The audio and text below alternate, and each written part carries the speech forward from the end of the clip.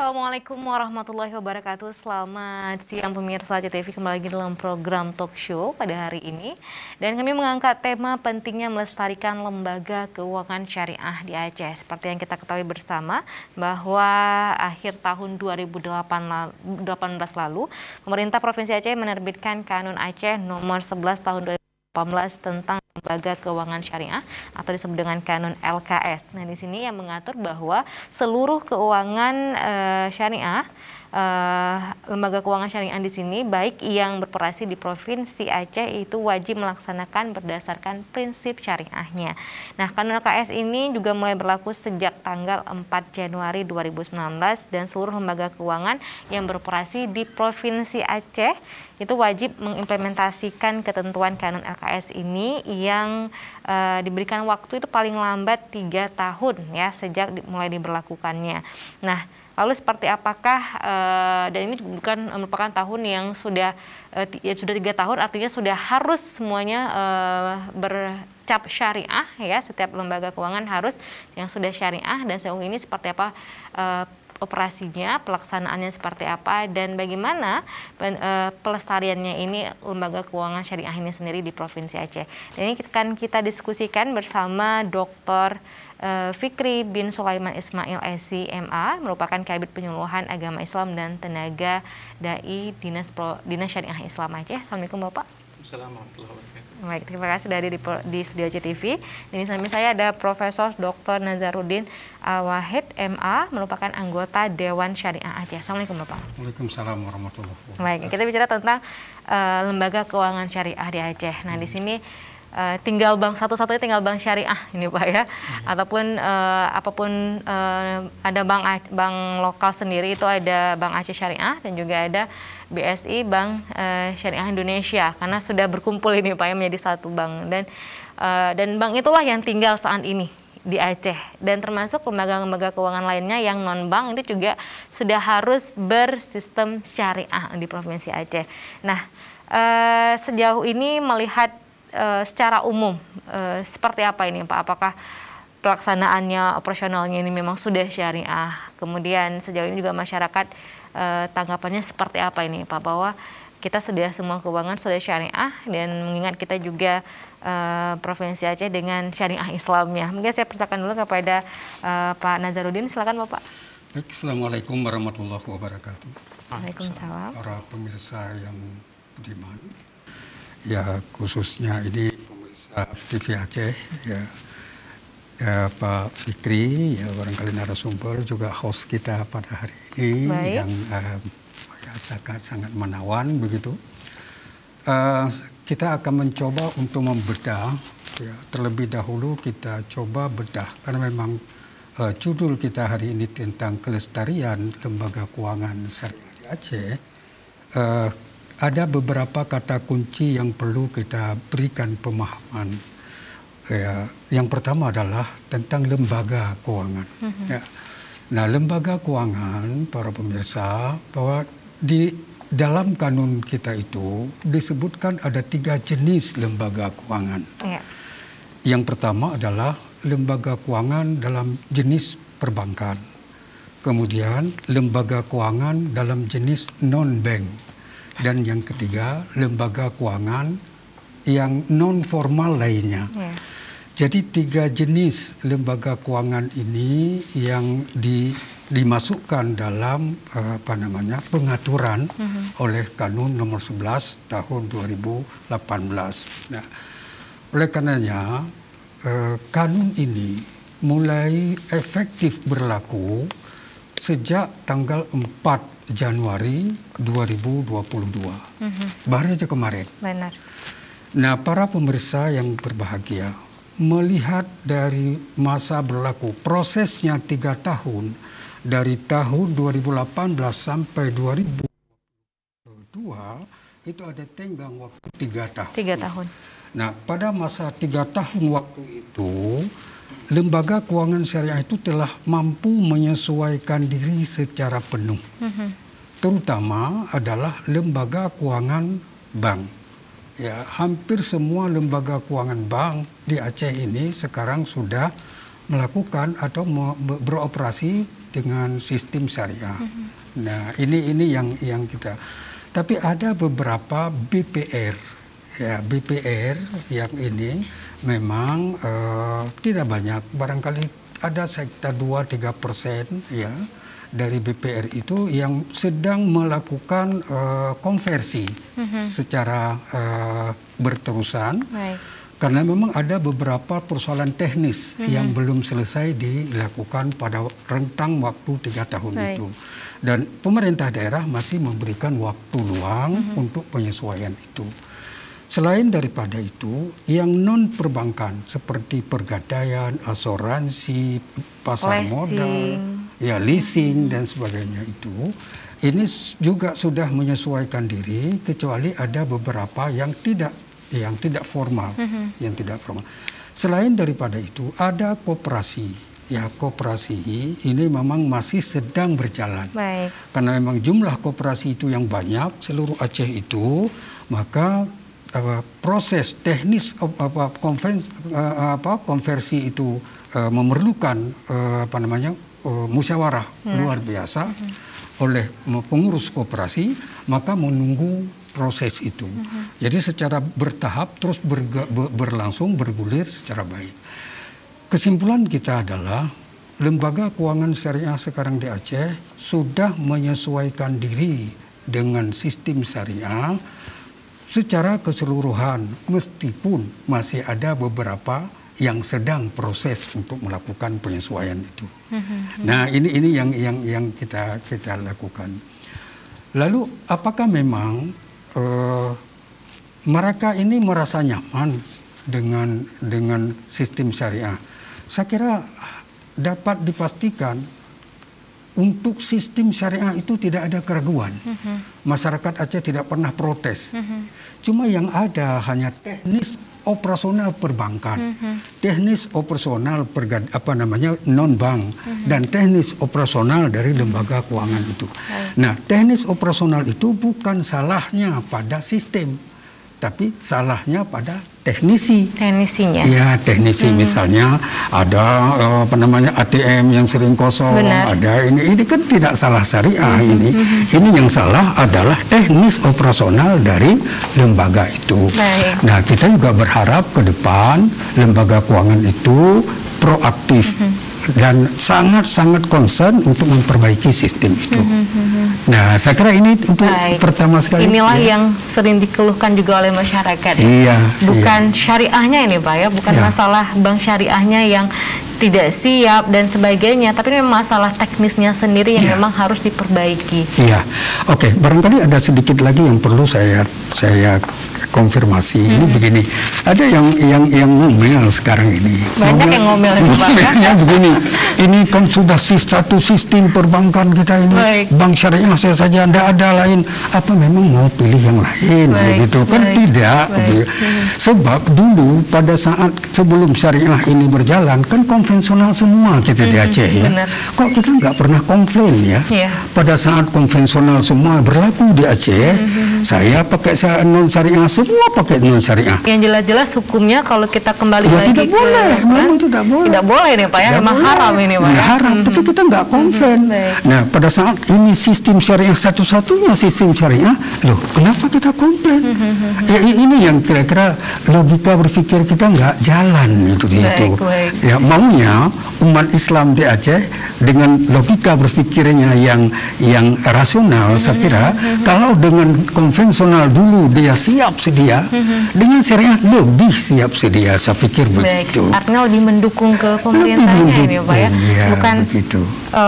bukan merasa tidak nyaman dan sebagainya. Seharusnya kita di saat konvensional itu yang merasa tidak nyaman. Pada akhirnya seperti itu ini, Pak, ya. Tapi ketika pemerintah sudah mengajak kepada kebaikan, ya, semua disyariahkan, marilah kita memberikan sesuatu yang positif, ya, berikan masukan-masukan yang positif, saran-saran yang positif untuk memang ini masalahnya untuk kita bersama ini, Pak, ya, kemasalahan umat. Nah, mungkin menurut pandangan Pak Fikri seperti apa ini, Pak? Tepat sekali seperti Bismillah, Assalamualaikum warahmatullahi wabarakatuh.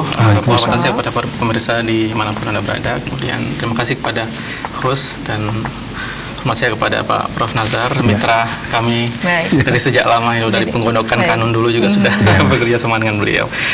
Menyambung seperti yang pertanyaan dari Ibu tadi, kami dari perspektif pemerintahan ya Bu ya, karena saya bekerja di Dinas Syariah Islam Aceh, ya, dapat kami sampaikan bahwa ini memang ya, inisiasi dari dinas dulunya, kanun LKS ini.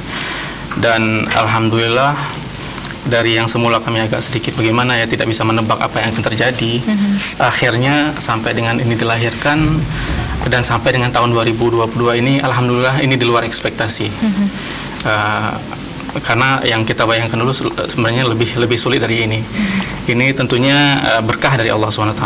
Kami tidak menyangka bahwa Allah ternyata telah menyahuti keinginan rakyat Aceh ini dengan menempatkan orang-orang yang tepat ketika itu. Dari mulai penggodokan kanun, kemudian orang-orang yang tepat di DPRA selaku pihak yang legislatif, kemudian orang-orang yang tepat juga di pemerintahan yang sangat mendukung adanya kanun ini. Dan ini semua berkolaborasi, termasuk BI dan OJK ketika itu juga sangat positif, sehingga lahirlah kanun LKS yang sebenarnya memang kalau kami melihatnya ya Bu ya, ini adalah sebuah exit strategi sebenarnya. Ini adalah produk yang kita inginkan untuk keluar dari keterpurukan selama ini. Nah, makanya saya seperti yang disampaikan oleh Prof Nazar tadi agak sedikit menggelikan ketika ada orang misalnya menyalahkan LKS yang notabene memang belum berjalan, baru konversi, kita baru mulai. Tapi sudah ada pihak-pihak yang malah menyalahkan konversi ini sebagai penyebab kemiskinan Aceh. Itu kan suatu yang lucu, ya kan? Padahal yang kita rasakan sekarang, kalaupun ada misalnya kemiskinan, kalaupun itu akurat datanya, itu adalah sebenarnya adalah hasil dari yang seharusnya apa yang kita lakukan di masa-masa sebelumnya, selama kita misalnya punya secara eksklusif punya bank konven di Aceh. Waktu itu belum ada bank syariah kan, berarti belajar dari keterpurukan itu, dari kekurangan-kekurangan yang ada di masa lalu, makanya kita akhirnya mempunyai konsensus di Aceh untuk bergerak maju, menerapkan sesuatu yang baru. Itulah yang kita namakan dengan kanun lembaga keuangan syariah. Dan ini kita belum tahu hasilnya, tapi karena kita punya keyakinan dan keimanan bahwa apa yang digariskan Allah itu insya Allah akan membawa kita pada keberkatan. Nah, kita hakul yakin insya Allah mudah-mudahan ini akan membawa kehidupan yang lebih baik untuk Aceh ke depan. Soalnya kita lebih welcome ini Pak, lebih terima kepada pemerintah yang sudah mengajak kepada kebaikan, kepada keberkahan juga dari setiap rezeki keuangan yang kita kelola juga secara pribadi ini dengan keuangan syariah yang memang sudah mulai berlaku di Provinsi Aceh ini sendiri. Nah, tapi juga tidak jarang kita menerima keluhan-keluhan masyarakat, itu banyak sekali nih Pak di sosial media yang membeberkan apa saja kekurangan-kekurangan yang ada di lembaga syariah ini. Mungkin salah satunya adalah ketika semua di Aceh ini sistemnya sudah syariah, bank yang ada di Aceh satu-satunya yaitu bank syariah semua gitu ya. Mungkin ada keterbatasan mereka saat transfer, keterbatasan mungkin dari apa ya, mungkin dari pihak betul masyarakat bukan yang berdomisili di Aceh melakukan transaksi. Nah, sebenarnya untuk menjawab hal-hal seperti itu dari Dewan sendiri seperti apa ini, Pak? Iya, kita harus logis ya, berpikir logis ya. Semua sistem yang dibangun oleh manusia ada sisi lemah. Baik. Ya, di samping ada sisi baiknya begitu. Nah, sisi lemah dan sisi baik itu adalah sifat dari teknologi yang dibangun. Nah, lembaga keuangan sekarang ini hampir dapat dipastikan semuanya menggunakan teknologi. Nah, kita tidak lagi dalam melakukan face by face ya, berhadapan. Mungkin semua ada di genggaman tangan kita ya Pak ya. Adik datang ke counter bank itu jarang sekali sekarang. Langsung yang sering itu ke ATM. Kalau transaksi melalui handphone, e-banking dan semuanya. Jadi ini yang sekarang ini yang terjadi. Nah, banyak yang orang mengeluh sekarang di situ karena pada teknik operasional itu. Ya misalnya perbankan pun kita harus salut ya. Ya misalnya kurangnya habis uang dalam satu ATM. Baik. Ya, itu kan biasa itu. Kan nggak mungkin uang itu sensalabin bisa masuk ya. Harus ada vendor yang akan mengisi lagi begitu. Jadi air kalau sudah habis ya harus diisi. Gitu. Cuma tinggal saja proses pengisian itu yang harus dipantau secara ketat begitu. Tapi kalau memang habis satu tempat, sebagai seorang nasabah yang bijak, ya kita akan masih banyak tempat-tempat yang lain. Pasti kita akan cari ATM yang baru, bukan justru kita salahkan ATM. Semua orang berurusan dengan dia. Barangkali pada saat kita datang, ya dia sudah kosong begitu. Ya, ini saya kira harus kita sadari. Yaitu yang kedua, yang saya inginkan, yang saya lihat begini, apakah memang sudah semua fitur-fitur kebutuhan bisnis, kebutuhan ekonomi dalam sistem keuangan syariah itu telah tersedia? Saya pikir sekarang ini sudah tersedia semuanya. Semua fitur, apa saja fitur yang kira-kira transfer, kita bank syariah memiliki IT yang bagus tentang transfer begitu. Tidak ada masalah. Cuma kemarin dikeluhkan oleh sebahagian orang, kami ada anak mau kirim uang ke Aceh, harus melalui bank konvensional ke bank syariah, lalu dipotong biaya administrasi. Logis sajalah. Bank mana sekarang tidak potong biaya administrasi? Ya, saya kira kalau itu logis kita berpikir, saya juga dari bank syariah mengirim ke sama bank syariah juga free. Kenapa Bapak tidak buat bank syariah saja biar free begitu? Ya, kalau memang antar bank itu tetap diambil biaya administrasi dimanapun saya kira berada, itu hal yang seperti itu pasti berlangsung. Nah, artinya apa? Masyarakat juga harus bijak. Harus bijak melihat kondisi yang ada. Kemudian kita lihat lagi, misalnya untuk ekspor impor. Ekspor impor sudah ada fasilitasnya, banyak fasilitas yang disediakan oleh lembaga keuangan syariah sekarang ini. Apalagi yang kira-kira yang kita ingin masalah managing itu sudah juga banyak, sudah banyak sekali. Cuma kita selama ini menutup diri, tidak pernah mau mempelajari kelebihan orang lain. Kalau saya hidup bertetangga dengan Pak Fikri, ya hidup bertetangga, saya tidak mau tahu tentang dia, padahal lebih baik dia dari saya. Ya. Maunya saya ini yang bijak. Saya lihat kenapa Pak Fikri lebih santun, lebih ini, saya kok enggak lebih santun gitu. Jadi saya menutup itu ego sektoral, itu bahasa kita itu bahasa umum itu ego sektoral. Jadi orang enggak mau melihat kelebihan orang, tapi dia asyik menganggap bahwa dia yang paling hebat. Ini saya kira tidak rasional itu seorang nasabah ya. Jadi lihatlah kelebihan-kelebihan apa, kebaikan-kebaikan apa yang ada di lembaga syariah ini. Di perbankan syariah, ya tentu semua sudah dilengkapi dengan semua fiturnya ada. Kemudian juga tidak ada hambatan, tidak ada hambatan. Transfer antar bank syariah, konvensional ke syariah, semua bisa keluar negeri, mau keluar negeri, ekspor juga bisa tadi. Bisa semuanya, tidak ada halangan apa-apa. Nah, yang lebih untung lagi bahwa segala operasional bentuk keuangannya, sistemnya ini sudah syariah. Itu yang harus kita tanamkan dalam diri kita, bahwa tidak ada lagi dosa-dosa ini Pak ya, dosa-dosa ini yang kita hukum-hukum riba ini yang kita bawa, yang kita laksanakan. Memang tidak tampak mungkin ya, hanya nggak nampak riba itu seperti apa, tapi ada ini Pak ya. Nah, kita yang harus lebih dipahami kembali. Nah, pemirsa, kita akan kembali usai pariwara berikutnya, tetap bersama kami dalam program Talk Show.